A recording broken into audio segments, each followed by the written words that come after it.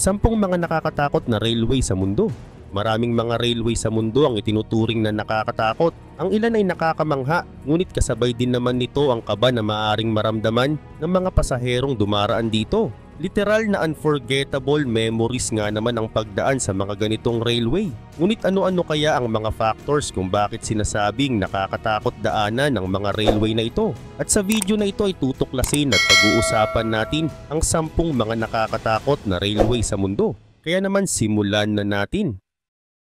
Number 1, Pamban Bridge. Ang Pamban Bridge ay isang tulay sa Tamil Nadu, India na kilala bilang isa sa mga pinakakahanga-hanga pero nakakatakot na railway bridge sa buong mundo. Ito ay nag-uugnay sa mainland ng India at sa isla ng Rameswaram. Ginagamit ito ng mga tren para makatawid at bahagi ito ng Southern Railway Zone. Nabuksan ng tulay noong 1914 at may habang 2.3 kilometers. Ang disenyo nito ay kakaiba dahil mayroon itong bahagi na maaring iangat para makadaan ang mga barko. Ang bahagi ng tulay na ito ay tinatawag na shirt span na isa sa mga natatanging tampok ng tulay. Ang lokasyon ng Pamban Bridge ay isa sa mga dahilan kung bakit ito kinikilala bilang nakakatakot. Matatagpuan ito sa ibabaw ng Polk Strait na isang lugar na madalas tamaan ng malalakas na hangin at alon. Dahil dito ay nagiging mapanganib ang pagtawid dito lalo na tuwing masama ang panahon. At noong 1964 ay isang malakas na bagyo ang tumama at sumira sa malaking bahagi ng tulay at ilang tren ang nahulog sa dagat. Ito ay nagdulot ng malaking trahedya at nagdagdag sa reputasyon ng tulay bilang isang mapanganib na daanan. Kapag tumatawid ang mga tren sa Pamban Bridge ay kailangan nilang dahan-dahan para maiwasan ang anumang aksidente. Habang tumatawid ay makikita ng mga pasahero ang malawak at malalim na karagatan sa magkabilang panig ng tulay. Maganda ang tanawin, pero kasama nito ang kaba dahil sa panganib ng malalakas na alon at hangin, lalo na kapag masama ang panahon. Dahil sa tagal ng tulay, ito ay regular na inaayos at pinapanatili upang matiyak ang kaligtasan ng mga tumatawid na tren at pasahero. Malalim ang tubig sa ilalim ng tulay at malalakas ang mga alon. Kung kaya't bawat pagtawid dito ay parang isang pagsubok sa lakas ng loob ng mga tao. Pero sa kabila ng mga panganib, ang Pamban Bridge ay simbolo ng tibay at talino ng tao sa paggawa ng mga kahanga-hangang estruktura. Bagamat nakakatakot ay nagbibigay ito ng kakaibang karanasan sa mga naglalakbay. Ang pagtawid sa tulay ay hindi lamang isang paglalakbay, kundi isang patunay ng tibay at tapang ng mga tren at pasahero na humaharap sa hamon ng kalikasan. Number 2, Tren a las Nubes. Ang Tren a las Nubes o tren sa mga ulap ay isang kilalang tren sa Argentina na bumibiyahe sa matataas na bahagi ng kabundukan ng Andes. Tinawag itong sa mga ulap dahil sa sobrang taas ng ruta nito kung saan tila abot na sa mga ulap ang daan. Isa ito sa mga pinakamataas na tren sa buong mundo na umaabot sa taas na higit 4,000 meters mula sa sea level. Ang tren ay bumibiyahe mula sa lungsod ng Salta patungo sa La Polvorilla Viaduct na isang napakataas na tulay na nasa gilid ng bundok. Ang kabuuang haba ng biyahe ay humigit kumulang 400 kilometers. Dahil sa taas at mga matatarik na daan na tinatahak ng tren ay marami sa mga pasahero ang nakakaranas ng kaba at takot habang bumabagtas sa gilid ng mga bundok. Sa ilang bahagi ng daan, ang tren ay tila nakabitin sa hangin, kung kaya't nakakaramdam ng pangamba ang mga pasahero. Isa sa mga pinakatanyag at nakakakabang bahagi ng biyahe ay ang pagtawid sa La Polvorilla Viaduct na isang napakataas na tulay na mistulang nakabitin sa ere. Kapag tumatawid dito ang tren ay makikita ng mga pasahero ang napakalalim na bangin sa ilalim na nagpapalakas ng kaba lalo na sa mga merong acrophobia. Dahil sa ganitong eksena ay maraming sumasakay ang nakakaramdam ng takot sa gitna ng paglalakbay. Dagdag pa rito itinayo ang tren noong 1921 bilang bahagi ng isang proyekto para ikonekta ang Argentina at Chile sa pamamagitan ng riles na tatawid sa kabundukan ng Andes. Ang engineer na si Richard Maury ay gumamit ng mga zigzag at paikot-ikot na daan para malampasan ang matatarik na bahagi ng bundok. Ang mga ganitong disenyo ng railways ay nagpapahirap sa biyahe at nagbibigay ng dagdag na kaba sa mga pasahero, lalo na tila sumusunod lang ang tren sa gilid ng bangin. Bukod sa takot sa taas, isa pang hamon sa biyahe ang altitude sickness o ang pagkahilo at hirap sa paghinga dahil sa sobrang taas ng tren. Manipis ang hangin sa mataas na lugar kung kaya't may ilang pasahero na nakakaramdam ng hirap sa paghinga o sakit ng ulo. Mabuti na lang at may mga medical staff sa tren na handang magbigay ng tulong. Subalit ang ganitong karanasan ay nagbibigay ng dagdag na kaba sa mga pasahero. Number 3, Darjeeling Himalayan Railway. Ang Darjeeling Himalayan Railway o DHR na tinatawag ding toy train ay isa sa mga pinakasikat na tren sa India at itinuturing na isang makasaysayang yaman. Itinayo ito noong huling bahagi ng 19th century at isinama sa UNESCO World Heritage Sites noong 1999. Ang tren ay bumibiyahe mula New Jalpaiguri hanggang Darjeeling. Ito ay isang ruta na humigit kumulang 88 kilometers. Ang biyahe ay tumatahak sa matarik at makitid na bahagi ng kabundukan, dahilan kung bakit ito tinuturing na isa sa mga nakakatakot na biyahe sa tren. Isa sa mga dahilan kung bakit kinatatakutan ang biyahe sa tren na ito ay dahil sa mga bangin na dinadaanan nito. Sa maraming bahagi ng ruta, ang tren ay tila nakadikit sa gilid ng bundok at kapag sumilip ka sa bintana ay makikita mo ang napakalalim na bangin sa ibaba. Para sa maraming pasahero, ang ganitong tanawin ay talagang nakakakaba at nagbibigay ng takot. Bukod dito, ang mga kurbada sa daan ay isa pang dahilan kung bakit delikado ang biyahe. May mga bahagi ng ruta na halos paikot ang tren sa makikitid na kalsada na kilala bilang zigzag at loops. Sa mga bahaging ito, ang tren ay kailangang umatras at muling sumulong para makadaan sa matatarik na bahagi ng bundok. Ang mga matinding liko at ang paikot na galaw ng tren ay nagdudulot ng kaba sa mga pasahero dahil tila nasa bingit ng disgrasya ang tren. Dagdag pa rito, isa pang aspeto na nagpapakaba sa mga pasahero ay ang mga lumang tulay na tinatahak ng tren. Maraming mga tulay ang luma na at ang ilan ay gawa pa sa bato at kahoy. Kapag dumadaan ang tren sa mga tulay na ito, tila umaalog ang buong tren na nagbibigay ng karagdagang takot sa mga nakasakay. Samantala, kapag masama ang panahon, gaya ng malakas na ulan o makapal na hamog, ay mas delikado pa ang biyahe. Ang mga railways ay nagiging madulas at minsan ay biglang humihinto ang tren sa gitna ng biyahe. Lalo itong nagiging delikado dahil madalas ang tren ay nasa gilid ng bundok o bangin, kung kaya't nakakaramdam ng pangamba ang mga pasahero. Pero sa kabila ng mga nakakatakot na bahagi ng biyahe, ang Darjeeling Himalayan Railway ay patuloy na pinupuntahan ng mga turista mula sa iba't ibang bahagi ng mundo. Number 4, Konkan Railway. Ang Konkan Railway ay isa sa mga kilalang linya ng tren sa India at marami ang nagsasabi na isa ito sa mga pinaka nakakatakot na tren dahil sa mga delikadong bahagi ng ruta nito. Maraming pasahero ang nakakaramdam ng kaba dahil sa matataas na tulay, mahahabang tunnels at matatarik na daanang tinatahak ng tren. Nagsimula ang operasyon ng Konkan Railway noong 1998 para pagdugtungin ang mga lugar sa Maharashtra, Goa at Karnataka na tinatawag na Konkan Coast. May haba itong 741 kilometers at dumadaan sa kabundukan ng Western Ghats na isang lugar na puno ng matarik na bundok at malalim na lambak. Ang pagtatayo ng railway sa lugar na ito ay isang malaking hamon dahil sa mga bangin, ilog at iba pang natural hindrances. Ang isa sa mga dahilan kung bakit itinuturing na nakakatakot ang Konkan Railway ay dahil sa dami ng mga tulay at tunnels na tinatawid nito. Mayroong mahigit 2,000 na bridge at 92 na tunnels sa buong ruta. Ang ilan sa mga bridge ay napakataas na umaabot sa higit 60 meters habang ang ilan sa mga tunnels ay napakahaba na umaabot ng higit 1 kilometro. Dahil dito ay maraming pasahero ang kinakabahan kapag dumadaan ang tren sa mga bahaging ito, lalo na kapag masama ang panahon. Ang rehiyon ng Western Ghats ay madalas tamaan ng malalakas na ulan at landslides, lalo na tuwing tag-ulan. At noong 2003 ay isang malubhang aksidente ang naganap ng isang tren ang naderail dahil sa landslide at maraming tao ang namatay. Simula noon ay mas pinatindi ang mga hakbang sa kaligtasan pero patuloy pa rin ang panganib na dulot ng kalikasan lalo na sa panahon ng malalakas na ulan. Ngunit sa kabila ng mga panganib ay maraming pasahero ang naaakit sa ganda ng view sa kahabaan ng Konkan Railway.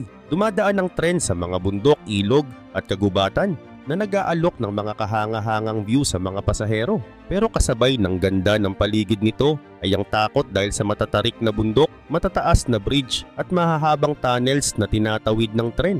Kahit na may mga panganib ay napakahalaga ng Konkan Railway sa transportasyon ng rehiyon. Ito ang nag-uugnay sa mga lugar na malayo at dati mahirap puntahan at malaki ang naitutulong nito sa trading at ekonomiya ng mga lugar na dinaraanan nito. Number 5, Qinghai-Tibet Railway.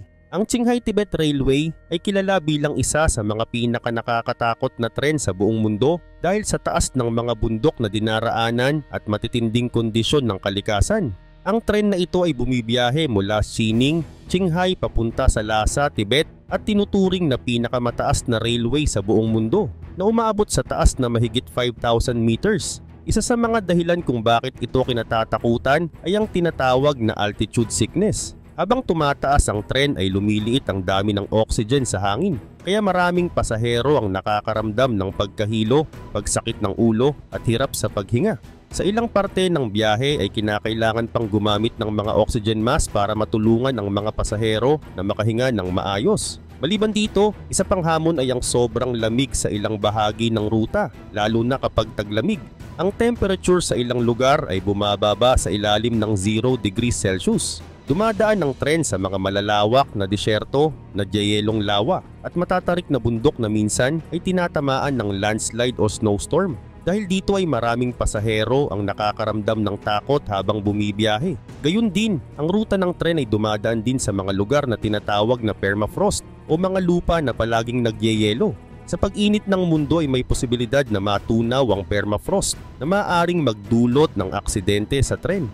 Upang maiwasan ang ganitong panganib ay gumagamit ang China ng mga technology na nagpapalamig ng lupa upang hindi ito matunaw. Kahit maraming panganib ay patuloy pa ring dinarayo ng mga turista ang Qinghai-Tibet Railway dahil sa mga magagandang view. Sa loob ng mahigit 20 hours na biyahe ay makikita ang mga malawak na kapatagan ng Tibet, mga nagyeyelong bundok at ang view ng Himalayas. Bagaman may takot, marami ang nagsasabing ito ay isang memorable and unforgettable experience. Bukod sa pagiging isang nakakatakot na tren, ang Qinghai-Tibet Railway ay simbolo rin ng modern technology. Dinisenyo ito upang maging komportable at ligtas ang mga pasahero. Ang mga station ay may kumpletong facilities at ang tren mismo ay may mga kagamitan tulad ng oxygen supply para sa mga travelers.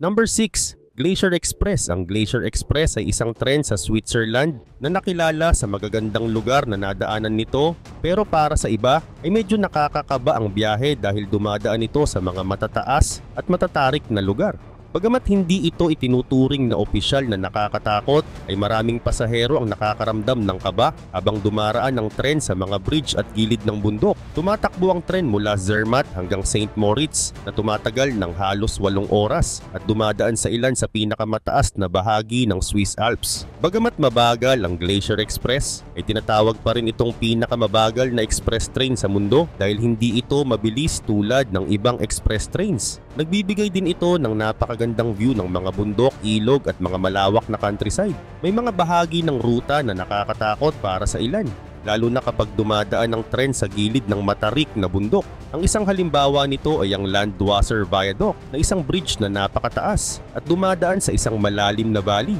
Para sa mga may takot sa matataas na lugar, ay nakakakaba ang pagdaan ng tren dito dahil parang nakalutang ito sa hangin.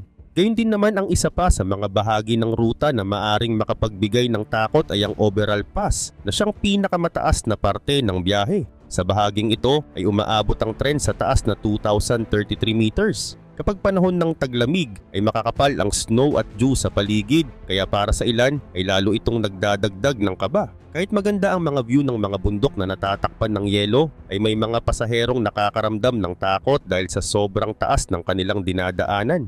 Subalit kahit may mga bahagi ng biyahe na nakakatakot para sa iba, ay itinuturing pa rin ng Glacier Express na isa sa mga pinakaligtas na tren sa buong mundo. Mahigpit ang mga patakaran at seguridad ng tren kung kaya't walang dapat ipag-alala ang mga pasahero. Sa kabila nito, ang pagsakay sa Glacier Express ay isang kakaibang karanasan.